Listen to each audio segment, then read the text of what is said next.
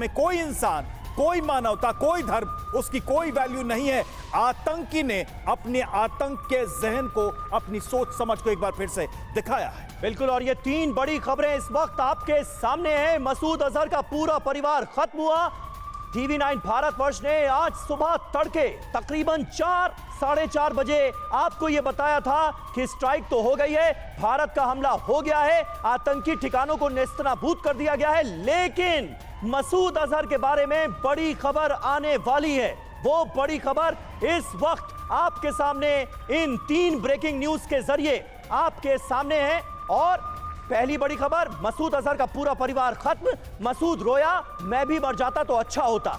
मसूद ने भारत पर बड़े हमले की धमकी भी दी है तो आतंकी, मानेगा नहीं, ये भी कहीं ना कहीं वो बताता हुआ नजर आ रहा है।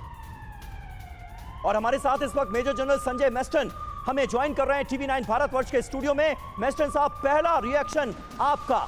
मसूद अजहर फूट फूट कर रो रहा है क्योंकि उसके परिवार के 14 लोग बेमौत मारे गए हैं। उसके बावजूद भी प्रोपेगेंडा जारी है, लोगों को भड़काने का सिलसिला जारी है। लेकिन ऑपरेशन सिंदूर पर आपका पहला रिएक्शन।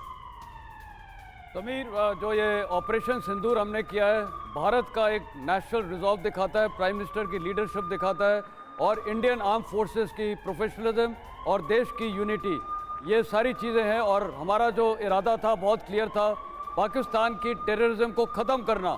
भारत में अभी हम बिल्कुल टेररिस्ट को एक्सेप्ट नहीं करने देंगे, तो इसीलिए हमारा बहुत इरादा क्लियर है, स्ट्रेटजी बहुत क्लियर है। सारे टेररिस्ट कैंप को स्ट्राइक करो, इनकी इंफ्रास्ट्रक्चर, इनके जो लॉन्च पैड्स हैं, सब कुछ डिस्ट्रॉय करो, और वो किया है।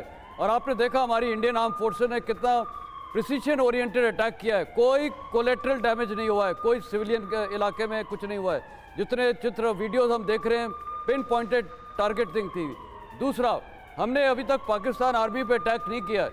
आज पाकिस्तान आर्मी इसके बाद अगर कोशिश करता है कि भारत के साथ पंगा लेने की, तो उसको पता है फिर तो भारत, इंडियन आर्म फोर्सेस और हमारी पॉलिटिकल विल और रिजॉल्व बहुत क्लियर है, फिर तो नो होल्ड्स नो बार भारत वो करके दिखाएगा जो आज तक पाकिस्तान ने सपने में भी नहीं सोचा होगा।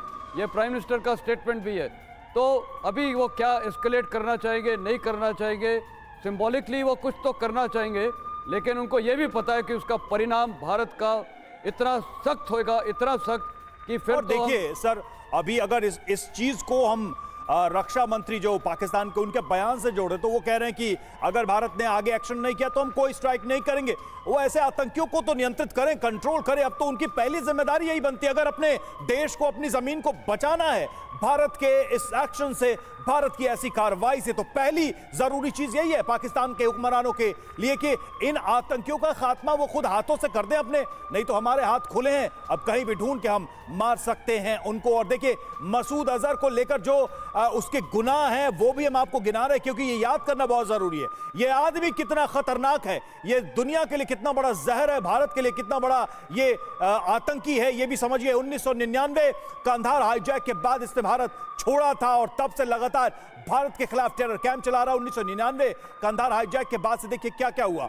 2001 लश्कर के साथ मिलकर संसद पर इसने हमला कराया। 2001 में ही जम्मू कश्मीर विधानसभा पर भी हमला हुआ जो इसी के आतंकियों ने किया। 2008 मुंबई में आतंकी हमला होता है जिसके पीछे ये शामिल रहा है। और 2016 पठानकोट एयरबेस पर हमला, 2016 उरी में आतंकी हमला, 2019 पुलवामा में आतंकी हमला, और इन सबके पीछे ये मास्टरमाइंड, जिसके परिवार को आज एक तरीके से देखा जाए हाथ, जान से हाथ धोना पड़ा है, इसके कुकर्मों की सजा इसको आज मिली है। तो देखिए जिस तरीके से ये सारी चीजें हो रही हैं। जावेद अशरफ पूर्व राजदूत हमारे साथ जुड़े हुए हैं और संजय मेस्टन सर हमारे साथ जुड़े हुए हैं। अशरफ साहब, आप कैसे देखेंगे इस एक कहानी जो चली थी 2 दशकों से 3 दशकों से, एक फिल्म भी दिखाई गई जब ये प्रेस ब्रीफिंग हुई और ये देश को बताया गया कि भारत कितने समय से ये जख्म झेल रहा था, और वो जख्म देने वाला एक व्यक्ति ये भी है, मसूद अजहर जिसका नाम है।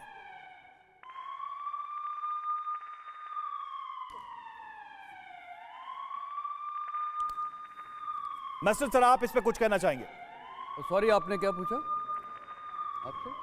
ये जो हमने कुंडली दिखाई और ये जो जख्म हमने दिखाया, ब्रीफिंग में हमने ये भी देखा कि सेना ने भी ये बात बताई थी किस तरीके से एक लंबा सिलसिला चला आतंक का, लेकिन अब उसका खात्मा हुआ है।